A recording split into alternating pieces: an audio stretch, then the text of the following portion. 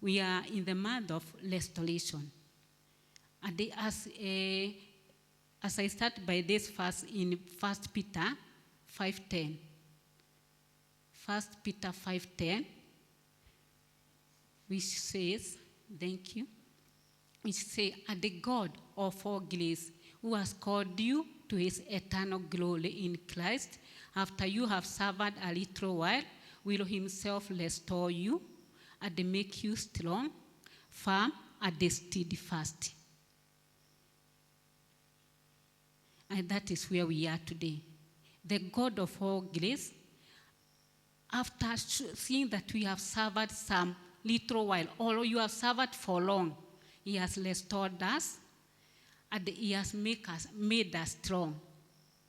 And still, he has made us firm and steadfast. Those are three things that God has done to those who know that sure they have been restored. You have restored, you are made strong, and now firm and also steadfast. So you are not the same the way you were before you were restored. Oh, poleni sana, nimesikia sasa sauti inatoka vizuri. Now you are stronger. You can now testify what the Lord has done for you and what the Lord is able to do in your life. And as I look at the verse that our brother was teaching us on Sunday, telling us in the book of Ephesians 2:10, which says that we are God workmanship. We are God workmanship, created in Christ Jesus to do good work, which God prepared in advance for us. So there is something that God has prepared in advance for us, not at this time, no. It is the time that we were born, the time that we were in our mother's womb. There is something that God has prepared for us, for you and for me. It is not the same. We were given each and every one of us a responsibility. Not like mine, yours is a different one. And that is why even in the book of Jeremiah 1:5, the Bible says that God was telling Jeremiah, I know you even before you were born. Even before he was conceived in his mother's womb, he knew him. Even now, even us today, God knew us before even we were born. And now there is that work that he has prepared for us. When you are born like now, there is something that you are supposed to do to fulfill the will of God in his kingdom. Bwana sifiwe. That is where we are today.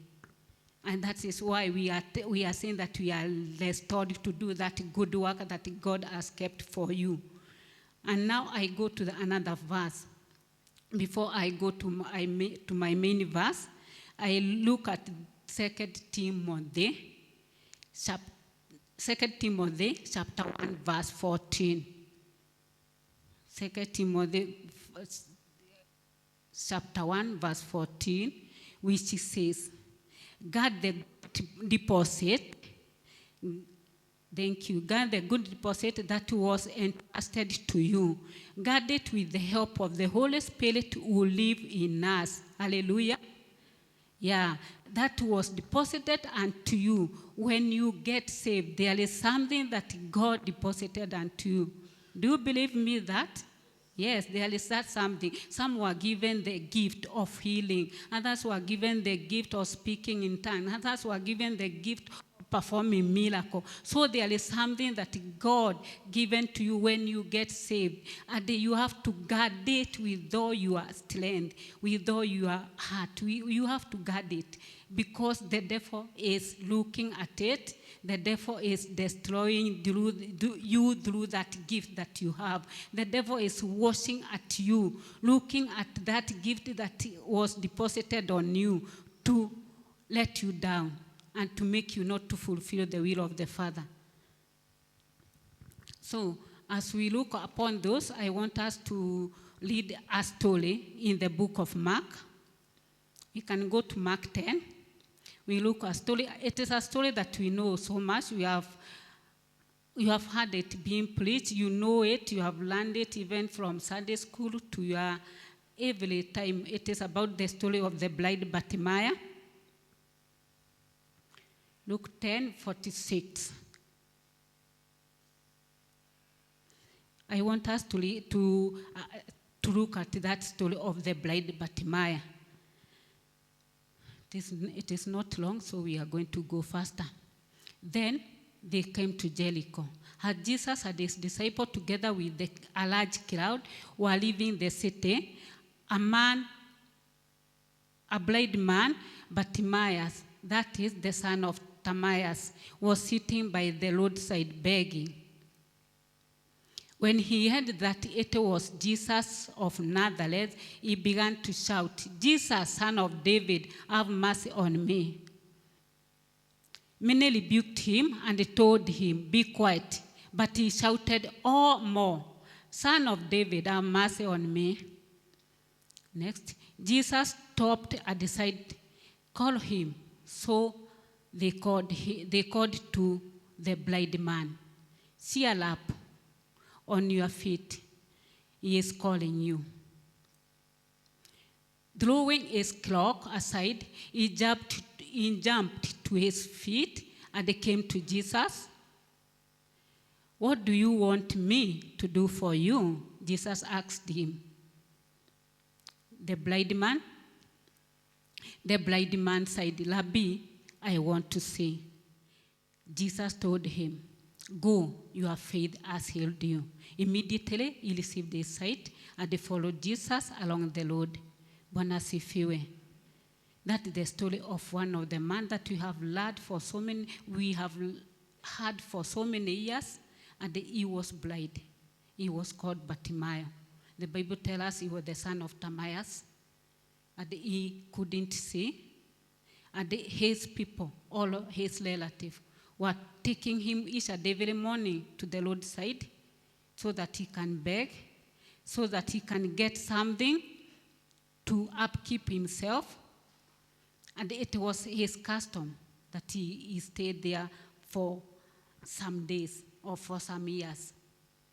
But one day, he heard that Jesus of Nazareth is passing by. And he heard that Jesus, even if he have not seen him, I think hajawahi muona kwa maana hakuwa anaona. Hata watu wao maybe hajawahi waona because alikuwa kipofu. But saa ile alisikia Yesu anapita. Nafikiri ni kuambiwa aliambiwa. Aliulizia ni nini inatendeka? Juu nasikia watu commotion ya watu wakitembea wakipita. What is happening? Na maybe watu akamwambia ni watu tu wanapita, lakini maybe kuna mmoja alimwambia ukweli, akamwambia ni Yesu mwana wa Daudi anapita. Bwana asifiwe. Na saa ile alisikia ni Yesu mwana wa Daudi anapita, akajua nimesikia story. Maybe alikuwa amesikia story yake. Nilisikia aliponya.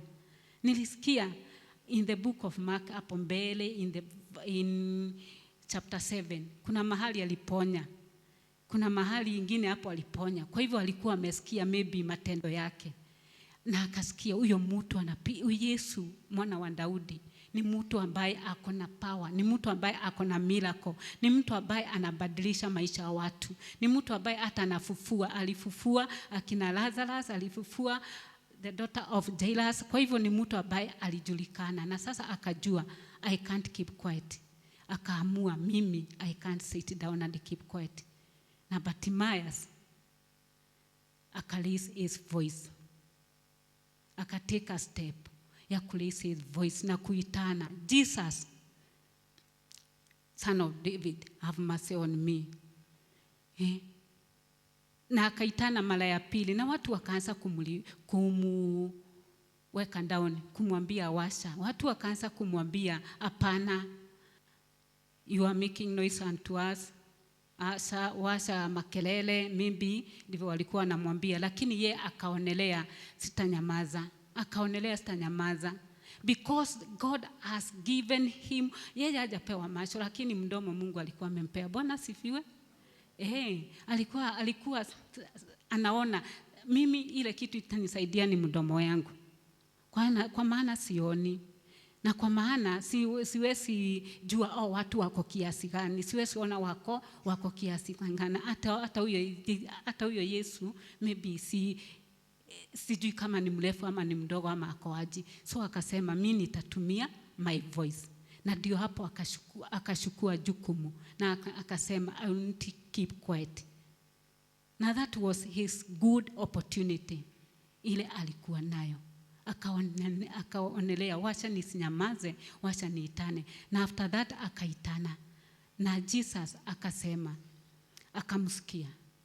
Na akasema mwambie akuje.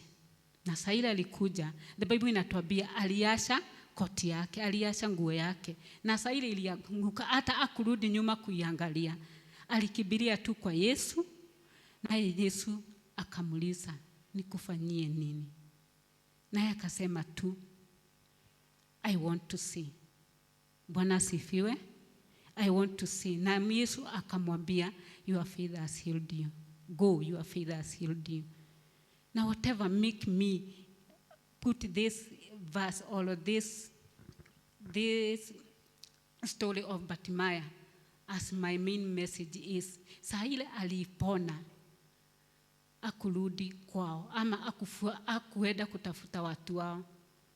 Unajua alifanyaje? The Bible hapo ikienda kuisha ndio alituambia yeye alifuata Yesu.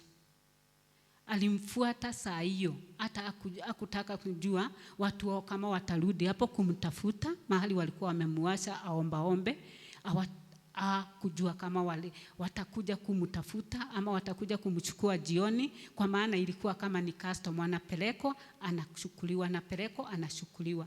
Lakini yeye mwenyewe alidecide, mimi sitaka huyo ameniponya ndiye nitafuata, kwa maana nimeona ako na kitu mzuri, kwa maana nimeona ni mtu mwema. So after that story we have learned so many things, and now I want us to look at our viewpoint about that man called Bartimaeus. Bartimaeus, as I was explaining, he was blind. That's one of his characteristics. He was blind. Another one, he was poor also because he was a beggar. And still he was distressed. Alikuwa hiyo bega yake ikuwa hakuwa naona inafaa. Hakuwa naona inafaa, ndio maana alikuwa distressed. Au hakuwa anaona anachokesha watu, kuchida akiwa akibebo, akipelekwa, akirudishwa. Maybe ndio maana alikuwa anaona alikuwa akiwa distressed. Yes, still alikuwa na serve food, alikuwa in anger, kwa maana begging ni kusema ile 10 bob atapata ama 20 bob, all depending na wakati huo ile alikuwa anapata ndio inampatia chakula yake ya kila siku. Kwa hivyo alikuwa poor. Another one, he was despised and insulted. Even the people who were passing by together with Jesus, they insulted him, they despised him, they were not ready to help him. And he was a good listener. Kwa maana saa ile alisikia alijulia wapi ati huyo ni Yesu, ni kusema kuna mtu alikuja akamwambia that is Jesus of Nazareth. There is somebody. Na akakuwa mtu wa kusikiza na makini sana ndio ajue huyu Yesu ni nani, huyu Yesu anafanya nini. Na ndio maana akaweza kujua upendo wa Yesu na akaweza kujua Yesu anaponya. Another point, he believed in himself. Bwana sifiwe. Ali believe in himself. Akujiachilia ati yeye juu ni blind atatakaa hivyo. Ali believe in himself na akajua mimi hata nikiwa blind, I know I can do something else. I can be a better I can look for a way that I can be healed, or look for a way that I can do my things. Na ndio hapo sasa akakuwa he was unstoppable. Bwana sifiwe. Hakuna mtu angemstop. Saa ile aliamua mimi sasa mimi sasa nitaita Yesu mwana wa Daudi. Hata tukikumbuka Lazarus yule alikuwa the short man akipanda juu ya mti ndio aone Yesu. Hata yeye depending na shortness wake aliweza kupanda juu ya miti. Naye Bartimaeus depending na ati yeye ni kipofu akunyamazishwa. Alitumia mdomo wake na akasema, me I will use what God has given me, my mouth, to speak out.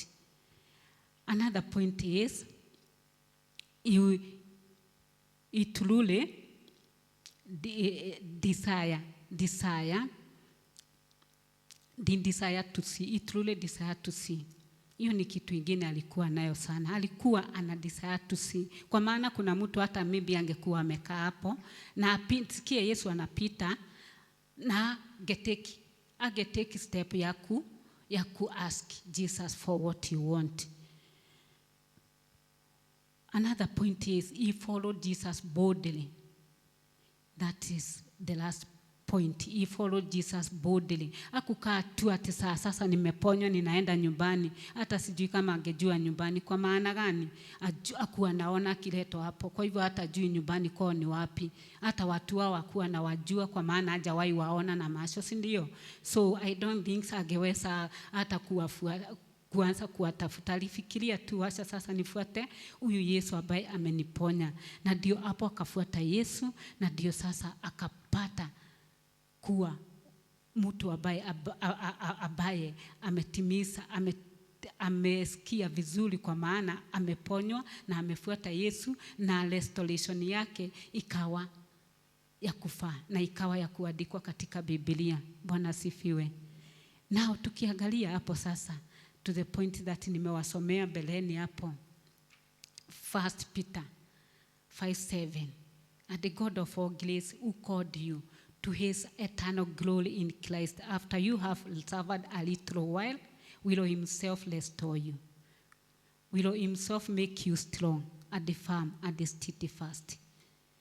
That God of Bartimaeus, he restored his life, he make him strong and even firm and steadfast. Even now, my brothers and sisters, God is making us strong, God is making us firm, even God is making us steadfast. And because we are in the month of restoration, I know you are there asking Jesus to do you something. Maybe there is something you are saying into yourself, I had it a long time ago, and now I lost it, and now I want it back. That which you are telling God to help you to receive it back. God is able. Bwana asifiwe. Amen. Whatever you had did before, whatever you lost, and whatever you want back, he is able to bring it back to you. Bwana asifiwe. Amen. And because of that, we need to protect that God has given us. And that is why I've told you we have to guard what we have restored. You have to guard it. What was entrusted into you when you got saved, when you accepted Jesus, there is something that God has given you, and you have to protect it. That is the same way, the same name as guarding it. You have to cover it also, or you have to hide it, or defend it. Bwana asifiwe. May you ask yourself, what is that you God given you, entrusted on you, that you have to defend it, that you have to hide it, that you have to protect it? What is that? What is that gift? What is that talent? What is that God has put on you? Bwana asifiwe. How do you protect that God has given you? I have few points, but there are many, but mine is very few because the time is not on one side. But remember, there is that. Even if you are a parent, a mom or a father, there is those children that God entrusted on you. Bwana asifiwe. And now you are supposed to protect them. You are supposed to guard them. And somebody told me, when you guide, there is a problem with you guide, kuguide, G-U-I-D-E, ya kuguide. Remember, there is still God. You have to do both. You can't do one. Bwana sifiwe. You can't guide and then you leave it. You must guard it. You must watch over it. No ginya ufuatilile. Bwana Yesu asifiwe. So, according to me, how do you protect that God has given unto you? One point, you have to pray for it. And we have always been reminded, whatever born with prayer is sustained in prayer.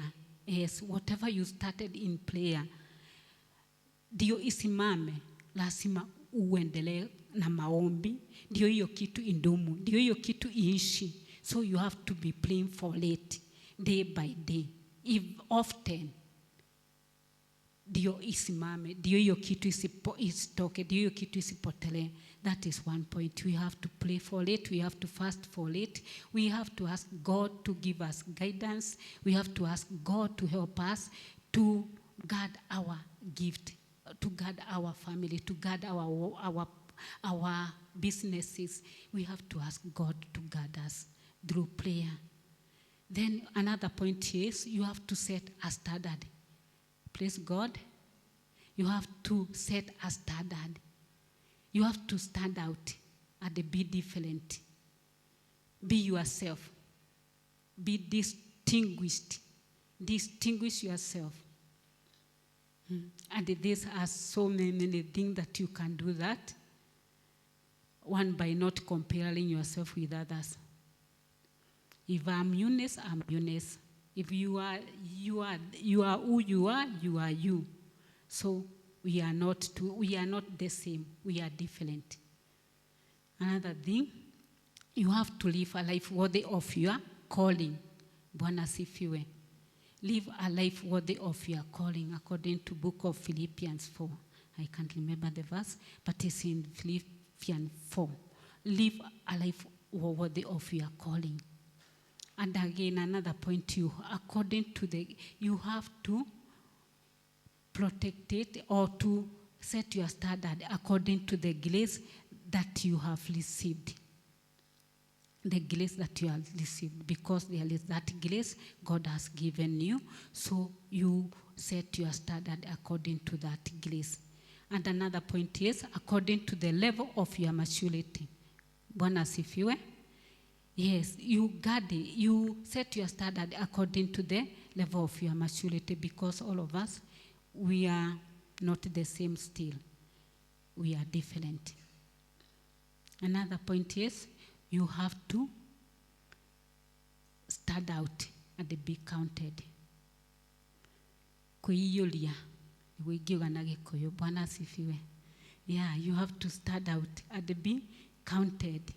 Stand firm. Arise and shine, because your time has come. Yeah, don't stay there.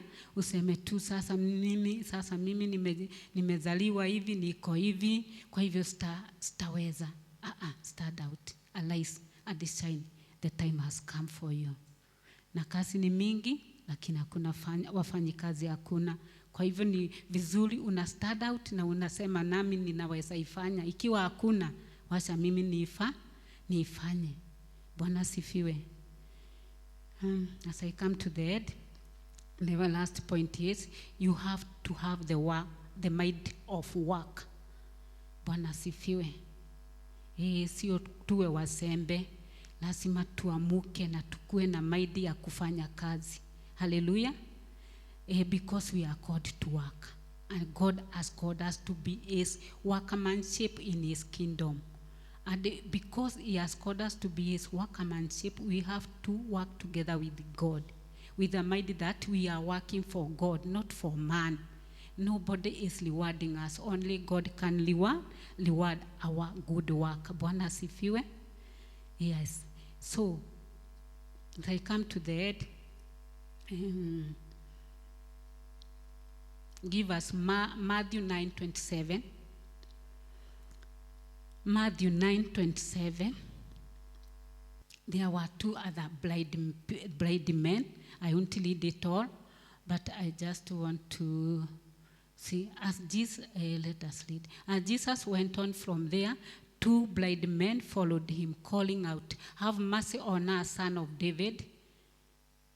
When he had gone indoors, the blind men came to him, and he asked them, "Do you believe that I am able to do this?" "Yes, Lord," they replied. Thank you. The word that I was looking for is, do you believe? Do you believe? Those 2 men were blind, and they followed Jesus. And when he entered to the house, they go together with him. But ni kama hawakuwa wanabelieve. But Yesu aliona ni kama wako unbelieve. Na ndio maana aliwauliza, "Do you believe that I am able to do this?" And yes, they replied. And they received their sight also. Jesus healed their sight. And they went away on their ways. They went their ways. But something I was asking myself, even as brethren, my dear brethren, do you believe? Do you believe that God can do it? Do you believe that God has restored your problem? Do you believe that Lord has restored your family? Do you believe that whatever you are asking God for this month, you have received it? Ask yourself that question, that do you believe? If you believe, you become what you believe. You become what you believe. You possess what you believe. Remember that you possess what you believe. You manifest what you believe. Bwana sifiwe. You possess what you believe. You become what you believe, and you manifest what you believe. And still, as we talk about guarding, you defend what you believe. That you believe, that you manifest, that you possess. You have to protect it. You protect what you believe. You defend what you believe. And you respond to what you believe. Respond to that you believe. Respond to it. And God is able to do you good. God is able to make a way for you. Believe that you have been restored. Your destiny has been restored. Your joy has been restored. And then protect it and defend it. Bwana Yesu asifiwe sana. That is the end of my message. And I thank God to be in your presence. It is just an honor to be here. Our God is good. Bwana Yesu asifiwe. Amen, amen.